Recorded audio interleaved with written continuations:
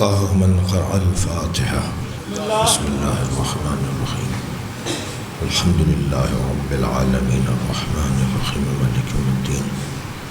إياك نعبد وإياك نستعين اهدنا الصراط المستقيم صراط الذين أنعمت عليهم غير المغضوب عليهم ولا الضالين. صل على محمد وآل محمد. أعوذ بالله من الشيطان الرجيم. بسم الله الرحمن الرحيم. الحمد لله الذي لا يبلغ مدحته القائلون ولا يحصي نعماءه العادون ولا يعدي حقه المجتهدون الذي ليس لصفته حد محدود ولا نعت موجود ولا وقت معدود ولا أجل ممدود فطر الخلائق بقدرته ونشر الرياح برحمته. الصلاة والسلام على الرسول المسدد المصطفى الأمجد المحمود الأحمد سيدنا ومولانا ومولى الكونين جد الحسن والحسين معاني أبا القاسم محمد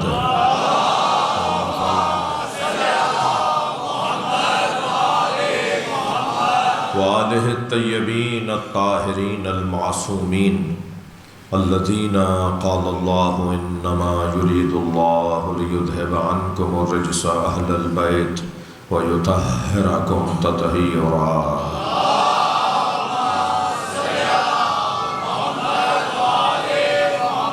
ولعنة الله على أعدائهم أجمعين من يوم عداوتهم إلى قيام يوم الدين. أما بعد قال الحكيم في قرآن الكريم بسم الله الرحمن الرحيم ولسوف يعطيك ربك فترضى. صلوات.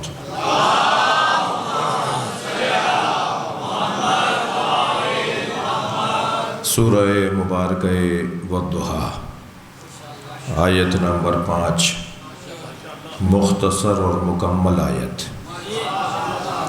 قرآن کی آیت عظمت سیدہ کی آیت ہے. اللہ نے طے کر رکھا ہے کہ جہاں رفعتیں، جہاں بلندیاں، جہاں عظمتیں، جہاں فضیلتیں ہوں وہاں صدارت فاطمہ کی ہے.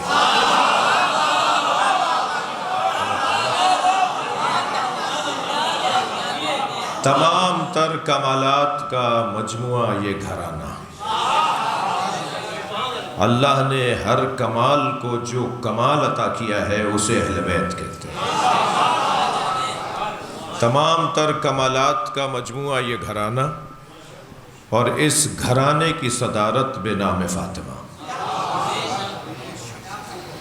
جب علیحدہ علیحدہ ہوتے ہیں تو حسن، حسین، علی، محمد، فاطمہ نظر آتے ہیں، لیکن جب چادر میں کامل ہو جاتے ہیں فَلَمَّا اكْتَمَلْنَا، سیدہ فرما رہی ہیں جب ہم کامل ہو گئے. جی نبی نے فرمایا انی اجد فی بدنی ضعفا، میں اپنے بدن میں ضعف محسوس کر رہا ہوں. بدن میں ضعف محسوس کرنے کی بات کی تھی، جسم میں ضعف کی بات نہیں کی، اس لیے کہ جسم میں سر شامل ہے اور بدن میں سر شامل نہیں ہے. نبی نے بدن میں ضعف کی بات کی ہے، جسم میں ضعف کی بات نہیں کی. لہٰذا معمولی سے بخار پہ مت کہنا کہ دماغ پہ اثر ہے.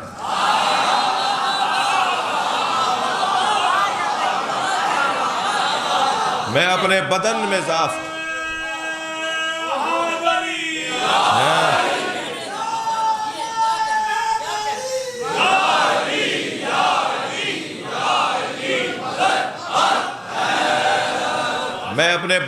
ضعف محسوس کر رہا ہوں. ایتینی بالکسائل یمنی، مجھے چادر یمنی لا دو.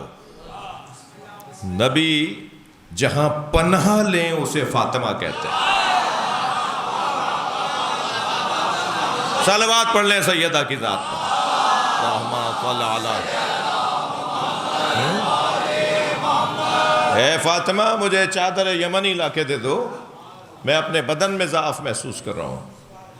بی بی فرماتی ہے میں نے بابا کو چادر لا کے دی، بابا نے چادر اپنے اوپر لی۔ ابھی کچھ لمحہ گزرا تھا، کچھ لمحے گزرے تھے کہ میرا قرۃ العین، میری آنکھوں کی ٹھنڈک، حسن مجتبیٰ گھر میں داخل ہوئے اور مجھے کہا اماں مجھے نانا کی خوشبو آ رہی ہے۔ اور میں نے کہا بیٹا تمہارے نانا چادر کے نیچے ہیں، آرام کرنے آئے تھے نا؟ بی بی فرماتی بیٹا نانا آرام کر رہے ہیں۔ مولا حسن قریب گئے، سلام کیا، نانا میرا سلام، فرمایا میرے دل کی ٹھنڈک، چادر میں آ جاؤ۔ کچھ دیر کے بعد امام حسین تشریف لائے، فرمایا اماں مجھے نانا کی خوشبو آ رہی ہے۔ بھائی صاحبہ نے معرفت کا مجمع ہے، نہیں فرمایا کہ مجھے نانا اور بھائی کی خوشبو آ رہی ہے۔ ابھی دیکھیے آپ، ابھی حدیث قصہ کو دوبارہ پڑھیے۔ میرے مولا حسین نے فرمایا اماں مجھے نانا کی خوشبو آ رہی ہے، جبکہ وہاں تو امام حسن بھی تھے۔ پیغام دیا ہے حسین نے، یہ دو خوشبوئیں کب ہیں؟ ایک ہی خوشبو ہے، مجھے نانا کی خوشبو آ رہی ہے۔ فرمایا تمہارے نانا تمہارے بھائی کے ساتھ چادر میں۔ امام حسین نے جا کے سلام کیا سرکار کو، سرکار نے فرمایا نانا میں بھی چادر میں آ جاؤں؟ فرمایا میرے لال چادر میں آ جاؤ۔ میں کبھی کبھی دوسروں کی زبان میں اگر بات کروں تو آپ ناراض نہ ہوں۔ اگر ہم یہ مان لیں کہ یہ بچے تھے،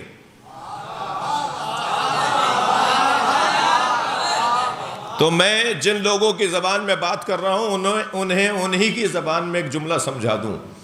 اگر کبھی کبھی ہم کسی کی زبان میں یہ مان لیں کہ یہ بچے تھے، تو یہ بھی مانو یہ بچے تھے اور جوانوں کے سردار تھے۔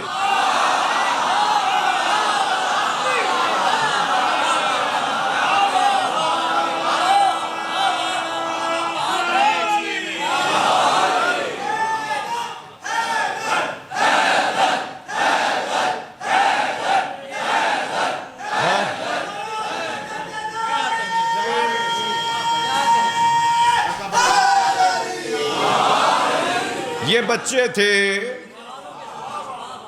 اور یہ ایسے بچے ہیں جو جوانان جنت کے سردار ہیں۔ تو خبردار اپنے بچوں کی طرح ان بچوں کو مت سمجھنا، ان بچوں کو اپنے بچوں کی طرح مت سمجھنا۔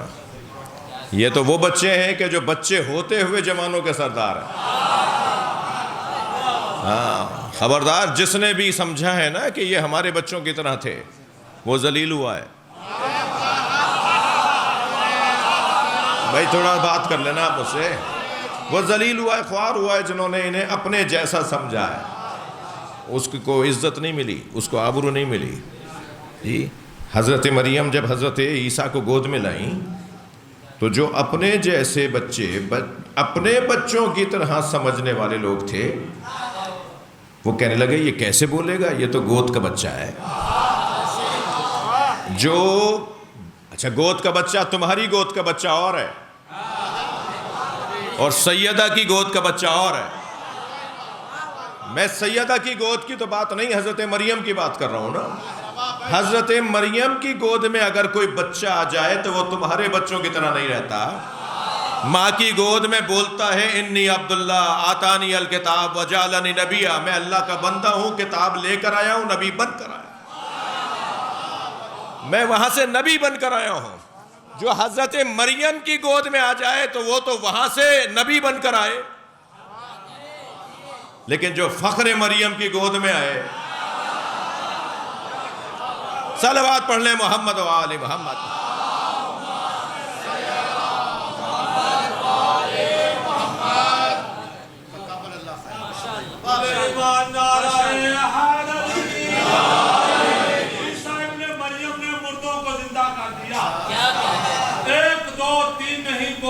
زندہ کر دیا۔ بھائی انفرادی اور اجتماعی فائدوں میں اور بات ہے، زہرا کے لال نے انسانیت کو زندہ کر دیا، جب کے پنجہ کھود کے پوری طاقت کے ساتھ کل ایماندار حیدری توجہ کر رہے ہیں آپ؟ فرض محال کو فرض کر لیتے ہیں، ان کی زبان میں بات کر لیتے ہیں کہ یہ تو بچے تھے۔ مولا علی نے آ کے کہا کہ سیدہ مجھے اپنے بھائی اپنے مولا رسول اللہ کی خوشبو آ رہی۔ بی بی فرماتی نا کہ آرام کر رہے ہیں، فرمایا آپ کے دونوں شہزادوں کے ساتھ چادر میں ہیں، اور مولا علی نے بھی قریب جا کر یہ نہیں کہا کہ آپ آرام کر لیں، جب اٹھ لیں گے تو میں آپ سے ملوں گا۔ مولا علی نے فرمایا میں آپ کے ساتھ چادر میں آ جاؤں۔ اب یہاں وہ سوال بنتا ہے کہ آرام کرنے آئے تھے نا تو آرام کرنے دیں،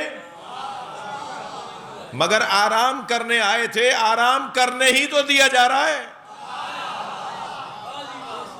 میں لفظوں کو بدلتا ہوں، نبی آرام کرنے آئے تھے، مولا علی فرما رہے میں بھی چادر میں آ جاؤں، یہ نبی کو آرام پہنچانے کا انتظام ہو رہا ہے،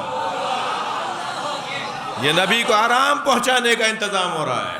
فرمایا اے میرے وصی، اے میرے خلیفہ، اے میرے بھائی جانشین، میرے وزیر، آؤ میرے ساتھ چادر میں آ جاؤ۔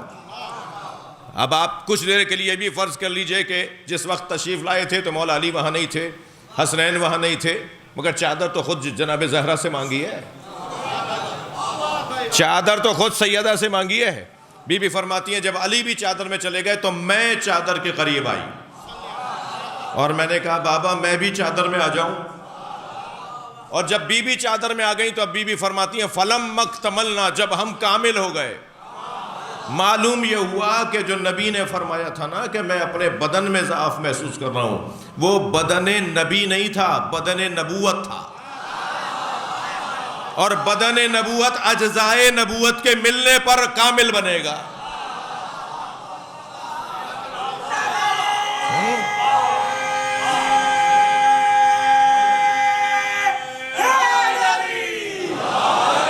جب ہم کامل ہو گئے، سیدہ فرماتی ہیں، تب میرے بابا نے فرمایا ہا اولائے اہل بیتی، یہ میرے اہل بیت ہیں۔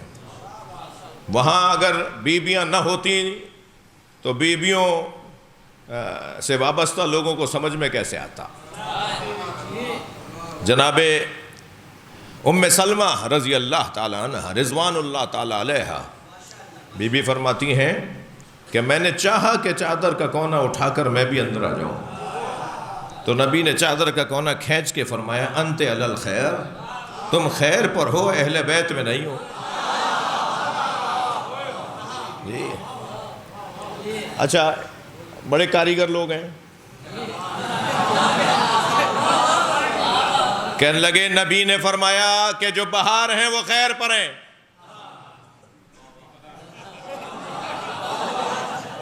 اب یہ واہ واہ ہی پر ہی واہ واہ ہے۔ صلوات پڑھیں ذرا محمد و آل محمد، اور بلند صلوات نبی کی ذات پر۔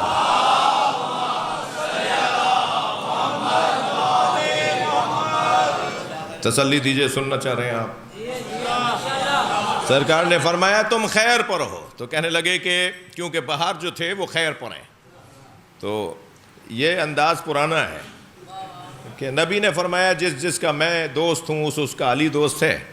نبی نے تو ایک دوست بنایا ہے علی کو، تو کیا دوست بنانے کے لیے دھوپ میں کھڑا کرنا ضروری تھا؟ کیا یہ بتانے کے لیے جو بہار ہیں وہ خیر پر ہیں چادر میں لینا ضروری تھا؟ اور میں تو اس سے بڑی بات کرتا ہوں، یہ جواب بھی ہے جو میں نے بھی دیا ہے، اس سے اونچا جواب دیتا ہوں۔ عجیب داستان ہے کہ نبی مکرم نے باہر رہنے والوں کو خیر پہ کہا اور چادر میں رہنے والوں کو کوئی مقام نہیں۔ بھول گئے علی کے بغض میں کہ اس چادر میں نبی بھی ہیں۔ صلوات پڑھیں محمد و آل محمد۔ اس چادر میں جو جن کو تم کہہ رہے ہو کہ باہر والے خیر پر ہیں، تو چادر میں تو نبی بھی ہیں، اور جب کامل ہو گئے تو اب یہ اجزائے نبوت ہیں، یہ جب آپس میں جڑ تو وجود کامل بنتا ہے۔ فاطمہ تو بضعۃ منی، فاطمہ میرا ٹکڑا ہے۔ مجلس میری بچیاں بھی، میری بہنیں، خواتین مومنات بھی سن رہی ہیں نا۔ قرآن کہہ رہا ہے لَقَدْ كَانَ لَكُمْ فِي رَسُولِ اللَّهِ أُسْوَةٌ حَسَنَةٌ، رسول اللہ کی زندگی تمہارے لیے نمونِ عمل ہے۔ رسول اللہ کی زندگی تمہارے لیے نمونِ عمل ہے۔ تمہارے لیے سے مراد کیا؟ مرد ہیں۔ اس لیے کہ اول طہارت سے لے کے آخر دیات تک 52 ابواب فقہ ہیں۔ ہر فقہی کتاب کے اندر مردوں کے حکم علیحدہ ہیں، عورتوں کے حکم علیحدہ ہیں۔ نبی مکرم ساری امت کے لیے نمونِ عمل، توجہ ہے، سرکار ساری امت کے لیے نمونِ عمل، مگر سرکار مرد ہیں۔ توجہ ہے آپ حضرات کی؟ نبی جو عمل انجام دے کر دکھائیں گے وہ مرد بھی ہیں۔ نبی جہاں نمونِ عمل ہیں وہاں مرد ہیں۔ 85 مسئلے ہیں جو عورتیں ایسا نہیں کر سکتی جیسا نبی نے کر کے دکھایا ہے۔ تو کیسے نمونِ عمل کہ ایک جانب سرکار مرد ہیں، ایک جانب نمونِ عمل ہیں؟ یہی تو سمجھایا تھا فاطمہ تو بضعۃ منی، بطول کو رسول کے ساتھ ملاؤ گے تو نمونِ عمل بنے گا۔ صلوات پڑھیں محمد و آل محمد۔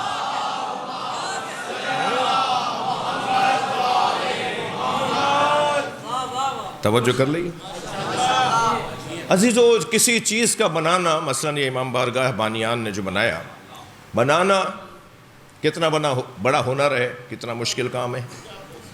اس سے کم مشکل کام نہیں ہے چلانا۔ کسی چیز کا بنا لینا ہنر ہے، مشکل ہے، مگر اس سے زیادہ بنے گا تو ایک ہی دفعہ میں نا، مگر چلے گا روزانہ۔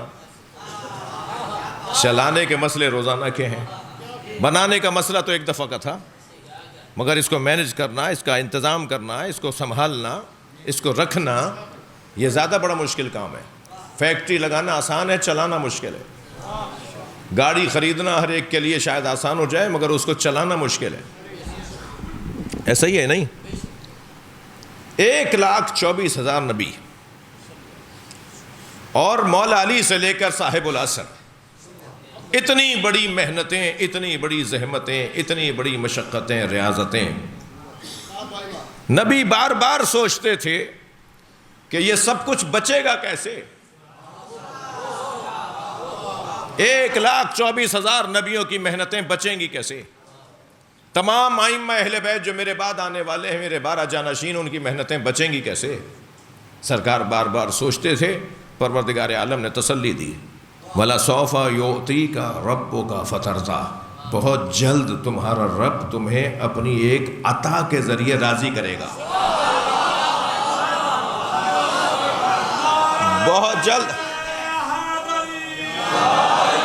بہت جلد تمہارا رب اپنی ایک عطا کے ذریعے تمہیں راضی کرے گا۔ یہ جو بہت جلد تمہارا رب تمہیں اپنی ایک عطا کے ذریعے راضی کرے گا، وہ عطائے پروردگار کیا ہے؟ جی جب قرآن کی بات ہو رہی ہے تو پھر دلیل بھی قرآن سے آنی چاہیے۔ جب قرآن یہ کہہ رہا ہے کہ بہت جلد تمہارا رب اپنی ایک عطا کے ذریعے تمہیں راضی کرے گا، تو پھر وہ عطا کیا ہے؟ پورا قرآن ایک طرف، 3 آیتوں والا سورہ ایک طرف، اِنَّا أَعْطَيْنَاكَ الْكَوْثَرَ، اے میرے حبیب ہم نے تمہیں خیر ہی خیر فاطمہ عطا کر دی، ہم نے تمہیں فاطمہ عطا کر دی۔ ایک بی بی کافی ہے ساری محنتوں کو بچانے کے لیے۔ جس کا وجود اتنا قیمتی ہو، وہ 13 کھجوروں کے درخت مانگنے نہیں گئی تھی۔ جس کا وجود اللہ نے اتنا قیمتی بنایا ہو، وہ 13 کھجوروں کے درخت مانگنے نہیں گئی تھی، بلکہ قیامت تک علی کی ولایت بانٹنے گئی تھی۔ یہ جو دربار میں جا کر آپ نے اپنا حق مانگا ہے نا، یہ حق سیدہ نے مانگا ہی اس لیے تاکہ اس حق کے مانگنے پر علی ملتا رہے۔ مصائب نہیں پڑھ رہا، مگر بحث بڑی مضمون پر ہے۔ ایک قصائی گوشت بناتے ہوئے ایک آپ کی برادری کے خریدار سے کہنے لگا، کیا مسئلہ ہے آپ کا ان بھائیوں کے ساتھ؟ تو انہوں نے کہا، جی مسئلہ یہ ہے کہ سیدہ نے اپنا حق مانگا اور انہیں حق دیا نہیں گیا۔ ابھی وہ کھڑا ہی تھا کہ ایک اور صاحب ریش دراز تشریف لائے. تو انہوں نے کہا کہ یہ سیاہ حضرات کیا بولے ہیں, یہ سیاہ حضرات کیا بولے ہیں؟ تو کہنے لگے کہ کیا بولے ہیں؟ کہا یہ کہہ رہے ہیں کہ بی بی حق مانگنے گئی تھی اور بی بی کو دیا نہیں. تو کہنے لگے ہاں مانگنے گئی تھی مگر بی بی کا تھا نہیں. تو اس نے کہا مجھے بس اتنا بتا دو کہ بی بی نے مانگا تھا؟ تو کہنے لگے ہاں مانگا تو تھا مگر بی بی کا تھا نہیں. تو سادہ آدمی تھا نا, سیدھا آدمی تھا, بے ساختہ کہنے لگا نبی کی بٹیا مانگ رہی تھی, نہیں بھی تھا تو دے دیتے.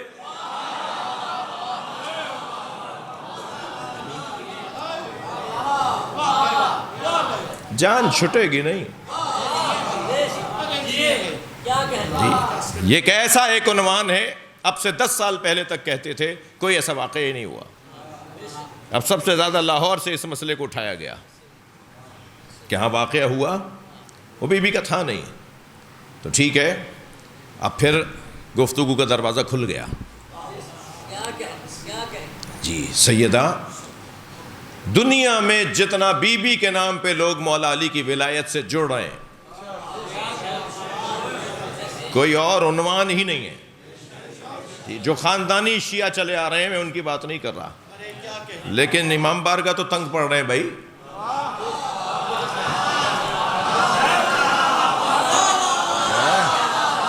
یہ بڑے بڑے امام بارگاہ بنے تھے, اب چھوٹے پڑ رہے ہیں. تو امام بارگاہ چھوٹے نہیں پڑ رہے, علی والوں میں اضافہ ہو رہا ہے. یہ علی والوں میں اضافہ سیدہ کے نام پہ ہو رہا ہے. اب ساری دنیا میں مولا علی کو ماننے والے جو مسلسل بڑھتے چلے جا رہے ہیں وہ بے نام فاطمہ. سیدہ نے صرف دروازے کے قریب جا کے مولا کو نہیں بچایا, بلکہ قیامت تک علی کی ولایت کو تحفظ دیا ہے. جیسے جیسے شعور بڑھتا چلا جائے گا لوگ مولائی ہوتے چلے جائیں گے. اور میں بچوں جوانوں آپ سے کہہ رہا ہوں, بشارت دے رہا ہوں, سب کو اس دروازے پر آنا ہے. کوئی دنیا میں نہیں رہے گا جو اس دروازے پر نہ آئے. آج اختیار سے آ رہے ہیں, کل اجبار سے آئیں گے. آج تو سب آ رہے ہیں جی, آج اختیار سے آ رہے ہیں نا, کل سب کو آنا ہوگا. سب کو کل اس دروازے پر آنا ہوگا. اور جو پرانا ہوتا ہے نا دروازے پر بیٹھا, وہ نئے آنے والے سے دل چھوٹا نہیں کرتا. ہاں, یہ وہ اس کو گلے لگاتا ہے, اس کے لیے اسپیس جگہ بناتا ہے, اس کو آنے کا رستہ دیتا ہے. خود نیاز پکائی خود کھا گئی, خود نیاز پکائی خود کھا لی, کون سا ہنر ہے؟ انہیں کھلاؤ جو نہیں کھاتے. واپس کر دیں تو دوبارہ بھیجو, پھر واپس کر دیں, پھر تیسری دفعہ پھر بھیجو. میں ممبر حسین پر بیٹھ کر بشارت دیتا ہوں, چوتھی دفعہ ان کی طرف سے نیاز آئے گی. ہم بھی تو نیاز کرتے ہیں. اخلاق سے بہتر تبلیغ نہیں ہے. شیعہ امام حسین کی عزاداری کے مالک نہیں ہیں.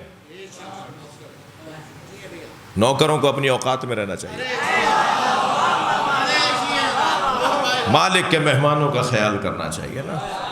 جو اس دروازے پر آ رہا ہے سب کو آنا ہے نا, سب کو اس دروازے پر آنا ہے. حجاج ابن یوسف دربار لگائے بیٹھا ہے اور کہنے لگا ایک آیت نے میری کمر توڑ دی. لوگوں نے پوچھا بھائی کون سی آیت ہے؟ کہا یہ آیت میں جب پڑھتا ہوں تو میری کمر ٹوٹنے لگتی ہے, میں آیت سمجھ ہی نہیں پا رہا, یہ آیت تو مجھے سمجھ میں ہی نہیں آ رہی, یہ آیت کیا کہہ رہی ہے. تو آواز دی کسی نے وہاں بیٹھے ہوئے کہ جی کون سی آیت ہے؟ کہا یہ سورہ نساء کی آیت, بسم اللہ الرحمن الرحیم, وَإِن مِّنْ أَهْلِ الْكِتَابِ إِلَّا لِيُؤْمِنَّ بِهِ قَبْلَ مَوْتِهِ وَيَكُونُ عَلَيْهِمْ شَهِيدًا. کوئی اہل کتاب نہیں رہے گا مگر یہ کہ وہ مرنے سے پہلے مومن ہو کے مرے گا. تورات, زبور, انجیل, قرآن, یہ قرآن مجید کی آیت ہے. قرآن کی آیت یہ کہہ رہی ہے کوئی اہل کتاب نہیں ہے مگر یہ کہ وہ مرنے سے پہلے مومن ہوگا پھر مرے گا. کہنے لگا روزانہ یہودی مرنے کی خبر آتی ہے, فلاں یہودی مر گیا, فلاں عیسائی کا انتقال ہو گیا، اور قرآن تو یہ کہہ رہا ہے مومن ہو کے مریں گے۔ یہ تو ویسے ہی کافر کے کافر مر رہے ہیں، قرآن یہ کہہ رہا ہے کہ یہ مومن ہو کے مریں گے۔ تو وہاں ایک ایسی شخصیت بھی بیٹھی تھی جو بیٹھی تو وہاں تھی مگر تھا وہ کہیں اور کا۔ میرے بچوں جوانوں، آپ سے کہہ رہا ہوں جلدی بدگمان مت ہوا کرو، کیا معلوم کہ وہ ہو اہل بیت کا، بیٹھے دشمن کی بارگاہ میں تاکہ پیغام پہنچا سکے، تاکہ دربار میں پیغام پہنچا سکے۔ تو وہاں بیٹھے تھے ابن حوشب، تو ابن حوشب نے آواز دے کر کہا کہ امیر اگر جان کی امان ہو تو کچھ کہوں؟ کہا امان ہے۔ کہ یہ آیت تو آخری زمانے کی ہے جب حضرت مہدی ظہور فرمائیں گے اور حضرت عیسیٰ ان کے پیچھے نماز پڑھیں گے، تو دنیا میں کوئی اہل کتاب ہی نہیں رہے گا جو مسلمان اور مومن نہ ہو جائے۔ ایک مرتبہ اس کے ہاتھ پیر سنبھال کر بیٹھا اور کہنے لگا یہ لائے کہاں سے ہو بات، یہ بات کہاں سے لائے ہو؟ حل تو یہی ہے اس آیت کا کہ جب مہدی ظہور کریں گے تو ان کے پیچھے عیسیٰ نماز پڑھیں گے علیہ السلام، اور ان کی وجہ سے سارے یہودی اور سارے عیسائی مومن ہو جائیں گے۔ بات تو یہی ہے، آیت تو یہی کہہ رہی ہے، میں آج سمجھاؤں، مگر یہ بات کہاں سے لائے ہو؟ کہنے لگے محمد باقر نے بتایا ہے۔ صلوات پڑھ لیں مولا کی ذات پر۔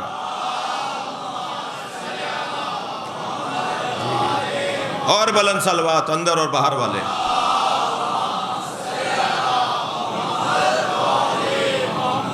کوئی دنیا میں نہیں رہے گا، سب کو یہاں آنا ہے۔ لہٰذا میں ان بچوں سے کہوں گا کہ جو اس وقت بڑی تعداد میں مجلس میں نوجوان تشریف فرما ہیں کہ کچھ کرو کہ وہ جو کل آئے وہ آج آ جائے۔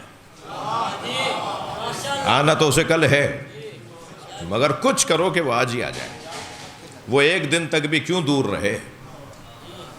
اس کے لیے ہر شخص اپنے علاقے کے مسائل کو بھی دیکھے اور اپنے اخلاق اور اپنے انداز اور اپنی روش اور اپنے طریقے کو بھی بہتر بنائے، تو خود بخود معاملات بہتر ہوتے چلے جائیں گے۔ ویسے بھی میرے معصوم ارشاد فرماتے ہیں کہ ہمارا چاہنے والا بھیڑ میں گم نہیں ہوتا، معاشرے میں ممتاز رہتا ہے، سماج میں وہ پہچانا جاتا ہے۔ پوری آبادی کہتی ہے امانت اس کے پاس رکھو، وہ ولی اللہ پڑھتا ہے، خیانت نہیں کرتا۔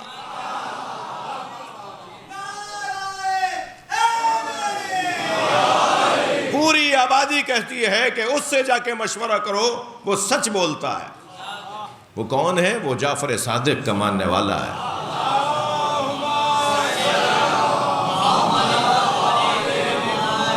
میں ایک جملہ کہہ رہا تھا، ایک بات کہہ رہا تھا کہ جو اس دروازے پر آ رہا ہے وہ بے نام سیدہ آ رہا ہے۔ سیدہ مولا علی کی ولایت سے لوگوں کو آشنا کر رہی ہیں۔ آج بھی 1400 سال گزرنے کے بعد سیدہ کی وجہ سے لوگ اس حلقے میں آ رہے ہیں، اس بارگاہ میں آ رہے ہیں۔ 80 سال تک، جی ہاں ویسے ہی ہے، بڑے بڑے مناظرے اسی موضوع پہ جیتے گئے۔ لہذا 80 سال تک مولا علی پر سب و شتم ہوا، برا بھلا کہا گیا ممبروں سے۔ حجاج ابن یوسف کی تو داستانی کچھ اور ہے، میں چاہ رہا تھا لیکن چھوڑ رہا ہوں۔ بنی امیہ کے حکمرانوں میں عمر ابن عبدالعزیز، میرے معصوم چھٹے امام جعفر صادق علیہ السلام،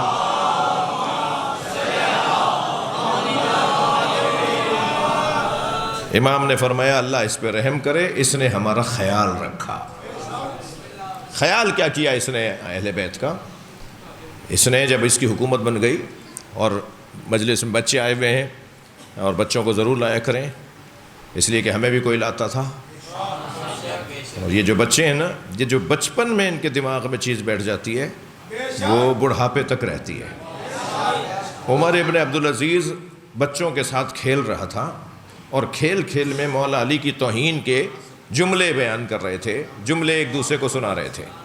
تو اس کا استاد وہاں سے گزرا تو اس نے علیحدہ بلا کے کہا بیٹا یہ اور بچوں کو تو میں نہیں جانتا کہ کون ہے، مگر تم میرے شاگرد ہو، خبردار آئندہ علی کی توہین مت کرنا، اس لیے کہ علی وہ ہے کہ جو نبی کے بستر پہ نہ سوتا تو نبی کی جان بچانے والا کوئی نہیں تھا۔ علی وہ ہے جس نے خیبر خندق فتح کیا، علی وہ ہے جس میں احد کے میدان میں ڈٹا رہا، علی وہ ہے جو نبی کی بیٹی فاطمہ کا شوہر ہے۔ علی کے بچوں کو اللہ نے نبی کے بچہ بولا ہے۔ نبی کی اولاد اگر ہے تو وہ علی کی اولاد ہے، نبی کی نسل چلی ہے تو وہ علی کی نسل ہے۔ اتنے فضائل پڑھنے کے بعد کا خبردار آئندہ علی کی توہین مت کرنا، یہ اس کے ذہن میں بیٹھ گیا۔ اور جب یہ حکمران بنا تو اس نے ایک یہودی کو بلا کے کچھ پڑھایا، سکھایا، اور کہا کل آ جانا دربار کے باہر آ کے شور مچانا، میں تمہیں اندر بلا لوں گا، پھر تم یہ باتیں ساری کرنا وہاں سب کے سامنے۔ دربار کے لیے کل دوسرے دن سارے علماء کو بلا لیا، صرف علماء کو بلا لیا۔ جس وقت میں اسے کہا تھا اسی وقت میں اس نے آ کر آوازیں لگائیں، شور ہونے لگا تو اس نے اپنے نوکر سے پوچھا یہ کون ہے جو باہر شور کر رہا ہے؟ کہا ایک یہودی ہے، وہ آپ سے ملنا چاہتا ہے، وہ کہتا ہے مجھے ابھی ملنا ہے، اور ہم اس سے کہہ رہے ہیں کہ اس وقت علماء کے ساتھ اجلاس چل رہا ہے تو اس وقت تو نہیں مل سکتے۔ تو کہا نہیں، بلا لو اسے اندر۔ اب وہ آ کے کھڑا ہوا، کہا بھائی بتاؤ، اب سارے علماء بیٹھے ہوئے ہیں، طے شدہ ہے پہلے سے۔ وہ آ کے کھڑا ہوا، کہنے لگا بتاؤ کیا بات ہے؟ کہ امیر اگر جان کی امان ہو تو کچھ کہوں، کہو۔ کہ میں آپ کی بیٹی سے شادی کرنا چاہتا ہوں۔ تو ایک مرتبہ تلواریں کھینچنا شروع ہو گئیں، لوگ کرسیوں سے کھڑے ہونا شروع ہو گئے۔ شرم نہیں آتی، خلیفۃ المسلمین کی بیٹی مانگ رہا ہے اور خود یہودی ہے۔ تو اس نے کہا کہ مجھے تو تعجب ہو رہا ہے کہ آپ لوگ میری اس بات کے اوپر ناراض کیوں ہو رہے ہیں؟ میں یہودی ہو کر تمہارے خلیفہ کی بیٹی مانگوں تو تمہیں برا لگے؟ اور نبی کی ایک ہی بیٹی تھی، وہ نبی نے اسے دے دی جس پہ تم سب لعنت کرتے ہو۔ عمر ابن عبدالعزیز نے گردن جھکا کے رونا شروع کیا اور سارے مجمع کو روتا ہوا دیکھ کر کہنے لگا بتاؤ یہ کیا کہہ رہا ہے؟ سارے علماء نے کہا امیر یہ سچ کہہ رہا ہے، ہم بہت بڑا جرم کر رہے ہیں۔ کہ بتاؤ اس یہودی کو جواب دو، اس یہودی کو جواب دو، یہ کیا کہہ رہا ہے؟ تم سب مل کر خطبوں کے اندر علی پر تبرہ کرتے ہو، لعن کرتے ہو، سب و شتم کرتے ہو۔ نبی نے اسے بیٹی دے دی اپنی جس پہ امت مل کے سب و شتم کرے۔ سب رونے لگے، کہا آج ہی ہو فتویٰ دو سب کہ یہ حرام کام ہے، یہ ناجائز کام ہے جو ہم کر رہے ہیں۔ سارے علماء سے اس انداز سے فتویٰ لیا اور پھر سرکاری آرڈر جاری کیا، اور آرڈر میں لکھا کہ آج کے بعد کوئی علی کی توہین نہیں کرے گا۔ میں اپنے مجمع سے پوچھوں، علی مولا کی توہین رکوانے والی ذات بی بی فاطمہ، ولایت علی مولا کا دفاع کرنے والی ذات جناب زہرا کی ذات، بی بی کی عظمت کی وجہ سے ہی مولا علی کی 80 سال تک توہین ہوئی، وہ روک دی گئی۔ سیدہ قیامت تک مولا علی کی ولایت کی مروجہ اور مبلغہ ہیں۔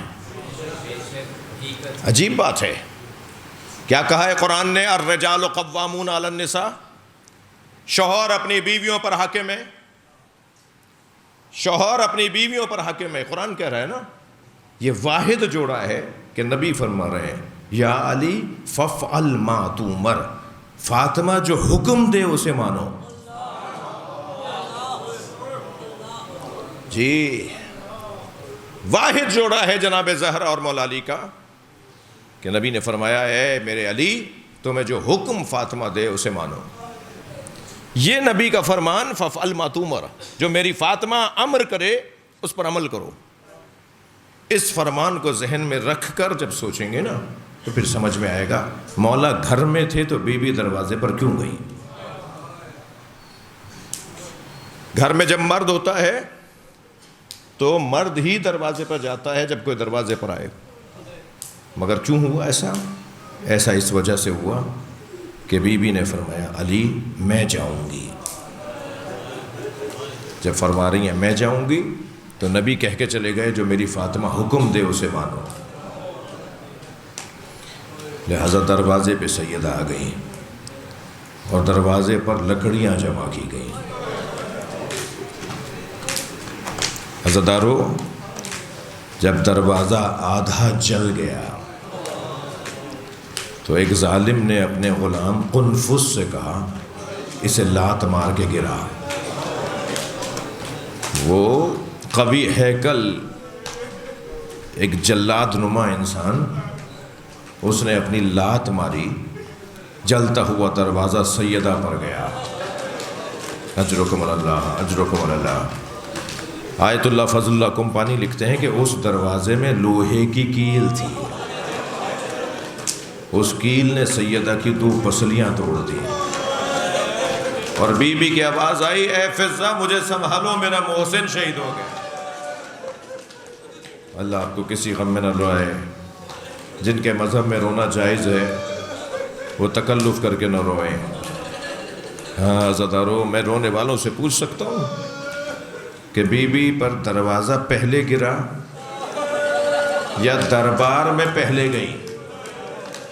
تاریخی اعتبار سے کون سا واقعہ پہلے کا ہے؟ بی بی پہ دروازہ پہلے گرا، اور جس کی پسلیاں ٹوٹ گئی ہوں، جس کے بازوؤں پر تازیانے کے نشان ہو، وہ جب جائے گی تو گھنٹوں اسے کھڑا کیا جائے گا۔ جو دیوار کا سہارا لے لے کے چل رہی ہو، عمر ہے 18 سال کی، 18 سال کی جوان بی بی عصا ہاتھ میں نہیں لیتی۔ یہ کیا ہوا ہے جناب زہرا کے ساتھ کہ جناب زہرا دیوار کا، دروازے کا، عصا کا سہارا لے کے چل رہی ہیں، اور پھر جب پہنچی ہیں دربار میں تو جا تو ایسے رہی تھیں جیسے نبی کی بیٹی نبی کی چال میں آ رہی ہو، لیکن جب پہنچی ہیں نا، اور وہاں پہنچنے کے بعد سیدہ نے خطبہ ارشاد فرمایا، تو اس خطبے کے آغاز میں فرمایا اعلموا انی فاطمہ، جان لو میں فاطمہ ہوں، میں جھوٹ نہیں بولتی۔ یہ آپ خطبہ پڑھیے، خطبے کے اندر ہے ما اقول قول الغلط۔ بی بی کا جو جملہ ہے نا وہ یہ ہے، جان لو میں فاطمہ ہوں، میں نہیں بولتی، غلط نہیں بولتی، میں جو بولتی ہوں وہ سچ بولتی ہوں، میں جو کہتی ہوں وہ حق بولتی ہوں۔ تو کہا بولو فاطمہ کیا بولنا چاہتی ہو؟ تو بی بی نے فرمایا یہ فدق میرا ہے، یہ باغ فدق میرا ہے۔ تو کہا کہ نبی نے فرمایا کہ ہم انبیاء، ہم نبی کسی کو اپنا وارث نہیں بناتے۔ تو بی بی نے فرمایا قرآن میں نبیوں کو نبیوں کا وارث بنایا ہے، اللہ نے نبیوں کا وارث نبیوں کی اولادوں کو بنایا ہے، تو قرآن کی آیتیں ہیں، تم جو کہہ رہے ہو وہ تو حدیث ہے، یہ حدیث تمہارے علاوہ اور کس کے سامنے میرے بابا نے کہی؟ مسئلہ تو میرا تھا نا، میرے بابا مجھ سے کہتے ہیں نا، میرے بابا نے مجھ سے تو نہیں کہا، تمہیں کہا ہے میرے بابا نے، تو تمہارے علاوہ کوئی اور راوی ہے کہ جس کے سامنے میرے بابا نے فرمایا ہو کہ ہم انبیاء کسی کو اپنا وارث نہیں بناتے؟ قرآن تو کہہ رہا ہے کہ اللہ نے نبیوں کو نبیوں کا وارث بنایا ہے، اللہ نے نبیوں کی اولادوں کو وارث بنایا ہے، اور قرآن کی آیت کچھ کہہ رہی ہے، اور تم کہہ رہے ہو کہ میرے بابا نے کہا ہے کہ ہم کسی کو وارث نہیں بناتے، تو تمہارے علاوہ کوئی اور راوی ہے؟ کہا نہیں، میرے علاوہ کوئی اور راوی نہیں ہے۔ تو بیوی نے فرمایا چلو اگر تم اس پہ بحث رہے ہو تو میرے بابا نے تو مجھے لکھ کر دیا ہے۔ جی 2 طرح سے مقدمہ لڑائے جناب زہرا نے، ایک وراثت کا مقدمہ اور ایک ہبہ کا مقدمہ۔ وراثت کے مقدمے میں کچھ دیر کو میں تمہارے لیے خاموش ہو جاؤں کہ تم کہہ رہے ہو کہ وارث نہیں ہوتا نبی کا، تو یہ تو میرے بابا نے مجھے ہبہ کر کے دیا ہے، مجھے لکھ کر دیا ہے کہ فاطمہ یہ باغ تمہارا ہے۔ تو ایک شخص نے کہا کہ تحریر دکھائیے، بیوی نے وہ تحریر دی، اس نے تحریر پڑھی اور پھاڑ کر پھینک دیا۔ جب نبی کی تحریر پھاڑ کر پھینکی تو پہلو شکستہ بی بی، بازو ورم زدہ بی بی زمین پر بیٹھ گئی اپنے بابا کی تحریر کے ٹکڑے اٹھانے کے۔ موچی دروازہ یہ علاقہ پرانی عزاداری کا علاقہ ہے، صدیوں پرانی عزاداری ہے یہاں کی۔ کچھ بزرگوں کو میں دیکھ بھی رہا ہوں اور کچھ بزرگ باہر بھی ہیں، آپ میں سے شاید کچھ کو یاد ہو، ایک لاڑکانہ سندھ کے ذاکر تھے عبدالحمید چانڈیو، سرائکی زبان میں بھی پڑھتے تھے، پنجاب بھی بہت آتے تھے۔ وہ جب یہ مصائب پڑھتے تھے نا کہ بی بی کے ہاتھ سے تحریر نبی کی لے کر پھاڑ کر ٹکڑے ٹکڑے کر کے پھاڑ کر پھینک دیا، اور بی بی زمین پر اپنے بابا کی تحریر کے ٹکڑے اٹھانے لگی۔ وہ جب یہ مصائب پڑھتے تھے نا تو جیب سے کاغذ نکالتے تھے اور کاغذ کو ٹکڑے ٹکڑے کر کے ممبر سے نیچے پھینک دیتے تھے، اور پھر لوگوں سے کہتے تھے کہ 2 منٹ 1 منٹ کچھ دیر کے لیے رک جاؤ، اور لوگ رو رہے ہوتے تھے، وہ ممبر سے اتر کے جاتے تھے، ٹکڑے اٹھاتے تھے، اور ممبر پہ بیٹھ کے کہتے تھے بتاؤ کتنی دیر لگی؟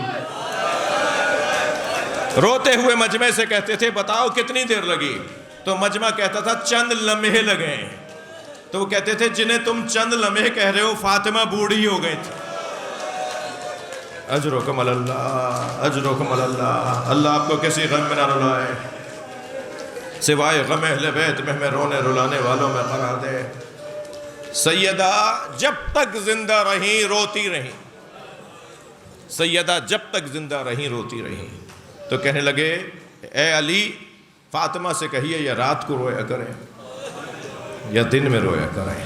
اس لیے کہ جب زہرا بی بی روتی تھی نا تو بی بی کے رونے پر در و دیوار روتے تھے، پورا مدینہ روتا تھا. تو کہنے لگے سیدہ سے کہیں کہ یا رات کو روئیں یا دن میں. تو میری بیوی نے فرمایا علی میرے ہاتھ میں نہیں ہے کہ میں رات میں رہوں یا دن میں رہوں. تو مولا نے فرمایا میں تمہیں ایک گھر بنوا کے دے دیتا ہوں. تو شہر کے باہر بی بی کو مولا نے ایک حجرہ بنوا کے دیا جسے بیت الاحزان کہتے ہیں. روزانہ حسنین کا ہاتھ پکڑ کے جاتی تھی اور اس گھر میں جا کر بیٹھ کر روتی تھی. دشمنوں نے وہ گھر بھی گرا دیا. اجرکم اللہ، اجرکم اللہ. ساری زندگی بی بی نے گریا کیا، مگر عزادارو ایک دن ایسا آیا کہ ایک دن میں بہت کام کیے. پہلے تو فرمایا حسنین تمہاری ماں بیمار ہے نا، اور جو بیمار ہوتا ہے اس کے لیے دعا کرتے ہیں نا. میرے بچوں زینب، ام کلثوم، حسن، حسین آؤ میں دعا کروں گی تم الہی آمین بولو. ننھے ننھے بچوں نے اپنے ہاتھ اٹھائے. جناب زہرا نے جو دعا کی نا تو بچوں نے چیخ مار کے رونا شروع کیا. کیا دعا کی ہے جناب زہرا نے؟ اب بچے ہاتھ اٹھائے ہوئے ہیں الہی آمین کہنے لگی ہے، لیکن بیوی نے دعا فرمائی اللہم عجل وفاتی، یا اللہ میری موت کو جلدی بھیج دے. بچے ماں کی مرنے کی آرزو کر کے سن کر رونا شروع ہوئے. اماں یہ کیسی دعا ہے؟ فرمایا جاؤ جا کے نانا کی قبر پر میرے لیے دعا کرو. اب شہزادے گئے ہیں نانا کی قبر پر اور نانا کی قبر سے آواز آ رہی ہے میں اپنی فاطمہ کو لینے آ رہا ہوں. اجرکم اللہ، اجرکم اللہ. جناب زہرا نے آخری لمحوں میں کچھ وصیتیں فرمائیں. فرمایا علی میرے حجرے میں حسن کو بھیج دیں. امام حسن سے کچھ وصیتیں فرمائیں جو مخصوص وصیتیں تھیں. پھر فرمایا حسن جاؤ اپنے بھائی حسین کو بھیج دو. پھر امام حسین سے کچھ وصیتیں فرمائیں. مولا علی سے علیحدہ وصیتیں فرمائیں. آخر میں فرمایا اب زینب کو میرے حجرے میں. جو جہاں بیٹھا ہے جس کے مذہب میں رونا جائز ہے، بس 2 جملے کہہ رہا ہوں، مجلس ہو گئی ہے، عبادت ہو گئی ہے. فرمایا اب زینب کو میرے حجرے میں بھیج دیں. جناب زینب اس وقت 4 سال کی ہیں. 4 سال کی بچی، 4 سال کی عمر والی بچی تو آپ کے ذہن میں ہے نا، جو زندان شام میں اپنی ماں سے رخصت ہو گئی سکینہ. تصور کریں 4 سال کی عمر کی بچی کی کیفیت. جناب زینب 4 سال کی ہیں، حجرے میں آئیں جناب زہرا کے. فرمایا زینب یہ سامنے صندوقچہ رکھا ہے اسے اٹھا کے لاؤ. بی بی صندوقچہ اٹھا کے لائیں. فرمایا بیٹا اسے کھولو دیکھو اس میں کیا ہے. جناب زینب نے کھولا تو اس میں کفن رکھے ہوئے تھے. فرمایا زینب یہ جنت سے پنجتن کے 5 کفن آئے تھے. تمہارے بابا نے میرے بابا رسول کو 1 کفن پہنا دیا. اب یہ 4 کفن ہیں جو پنجتن میں سے 4 لوگ رہ گئے ہیں نا، ان کے یہ 4 کفن ہیں. ایک ایک مجھے دکھاتی رہو. اب ذمہ داری تمہاری ہے، تم سارے کفن دینے کی ذمہ داری تمہاری ہے. میں ہاتھ جوڑ کر بی بی زہرا سے کہوں گا بی بی بڑی ذمہ داری ہے جو آپ زینب کو دے رہی ہیں. عجب نہیں جناب زہرا کی آواز آئی میری زینب کا بڑا حوصلہ ہے. یہ بھائی کے جگر کے ٹکڑے دیکھے گی، یہ 70 قدم سے اپنے بھائی حسین پر چلتا خنجر دیکھے گی، یہ حسین پہ دوڑتے ہوئے گھوڑے دیکھے گی. بڑا حوصلہ ہے میری زینب کا. فرمایا زینب ایک ایک کفن مجھے دکھاتی رہو تو میں بتاؤں کون سا کفن کس کا ہے. جناب زینب نے 1 کفن اٹھایا. فرمایا زینب اسے اچھی طرح دیکھو، انہی دنوں میں تمہارے بابا علی گھر میں آئیں گے اور تم سے کہیں گے اماں زہرا کا کفن لے آؤ. اے میری بچی یہ کفن میرا ہے، اپنے بابا کو دے دینا. پھر دوسرا کفن اٹھایا تو فرمایا کچھ مدت کے بعد تمہارا بھائی حسن آ کر تم سے کہے گا کہ بابا علی کا کفن لے آؤ. تو یہ جنت سے تمہارے بابا علی کا کفن آیا ہے. پھر ایک اور کفن کو دیکھ کر فرمایا کچھ مدت کے بعد تمہارا بھائی حسین آ کے تم سے کہے گا کہ بھائی حسن کا کفن لے آؤ. تو یہ تمہارے بھائی حسن کا کفن ہے، اپنے بھائی حسین کو دے دینا۔ رونے والوں آخری کفن رہ گیا۔ جناب زہرا نے اسے دیکھا، پہلے گریہ کیا اور فرمایا یہ بھی حسن کا کفن ہے۔ تو کم سن تھی نا جناب زینب، تو ایک مرتبہ فرمایا اماں پہلے والا بھی بھائی حسن کا تھا، کہاں یہ دوسرا بھی بھائی حسن کا ہے۔ تو ایک مرتبہ کہا اماں بھائی حسین کا کفن کہاں ہے؟ کہا میرے حسین کا کفن جنت سے نہیں آیا، میرا بچہ کربلا کے میدان میں بغیر کفن کے دفنایا جائے، حسین بلا کفن دفنایا جائے۔ اللہ لعنت اللہ علی الظالمین۔ یا اللہ ان آوازوں پر رحمت نازل فرما، بانیان کے رزق اور عزت میں اضافہ فرما، حاضرین کی توفیقات میں اضافہ فرما، ہم سب کی عاقبت بخیر فرما، امام زمانہ کے ظہور میں تعجیل فرما، مولا کو راضی کرنے کے ہر اہتمام کی توفیق عطا فرما۔ ربنا آتنا فی الدنیا حسنۃ وفی الآخرۃ حسنۃ وقنا عذاب النار۔ الہی و سیدی و مولائی اغفر لأولیائک یا حسین یا